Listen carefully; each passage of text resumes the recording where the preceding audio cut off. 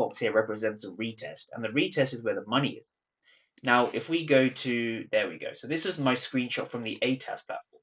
Now, we're going to be diving in candle by candle just to see what's going on.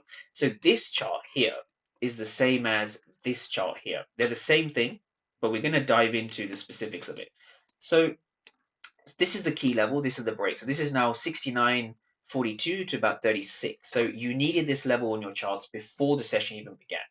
So if we just take a look at this now, what we see over here, we see big red candle, we have some heavy selling volume, and we do break below the zone, right? We also have a lot of negative or red delta breaking below the zone. So what does that mean, right? What does that mean? Again, I've made tons of videos on what the numbers mean, what the delta means, but when you have a red, that means that there's more aggressive sellers than buyers.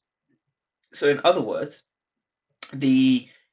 there's more aggressive sell orders than aggressive buy orders. Hence why we have a negative delta. The left number is greater than the right number. There is a lot of aggressive selling over here. A lot of sellers pushing price down. Okay. Now, when we retest, and so this is what we're going to be focusing on. So we're going to be focusing on 1, 2, 3, 4, 5, 6, 7 sort of candles over here. This is where the money is made. And so if you think about it logically, let me just take you over to the side for a second. So this is where your retest is happening. So your retest, again, is going to look something like this. We're going to come into the zone and we're going to have some price action over here before we eventually break. Now, in this region, you're looking for what we call passive sellers, right? Here, you're looking for passive sellers. Now, passive sellers just means that there's limit orders, there's sell limit orders over here. So let me just write that, limit orders.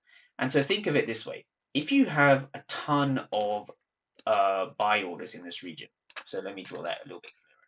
If you have a lot of buy orders in this region, right, a lot of positive delta, lots of more buy orders than sell orders, right?